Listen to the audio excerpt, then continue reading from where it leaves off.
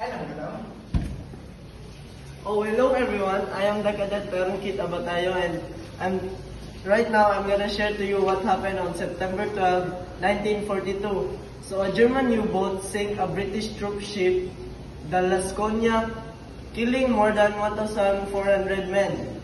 And the Laskonia, a former Conrad White starship put to use to transport troops, including prisoners of war, was in South Atlantic bound for England when it encountered U-156, a German sub. The sub attacked, sinking the troop ship, imperiling the lives of more than 2,200 passengers.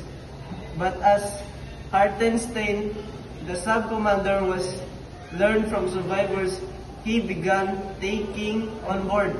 Among those passengers were 1,500 Italians, POWs. Realizing that he had Axis members, he put out a call to an Italian submarine and 2 other German U-boats in the area to help rescue the survivors.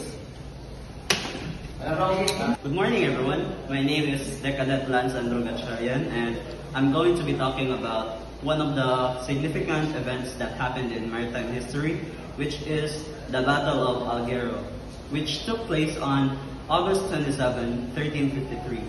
So allow me to explain the Battle of Alghero. Fought in 1353 was a naval engagement between the Republic of Genoa and the Crown of Aragon, allied with Venice. It's important today because it marked a turning point in Alghero's history, leading to its Catalanization and shaping its cultural identity. Here's why it matters. Catalan influence. The battle was part of a larger conflict, the Sardinian Aragonese War, where Genoa backed Sardinian rebels against Aragonese rule.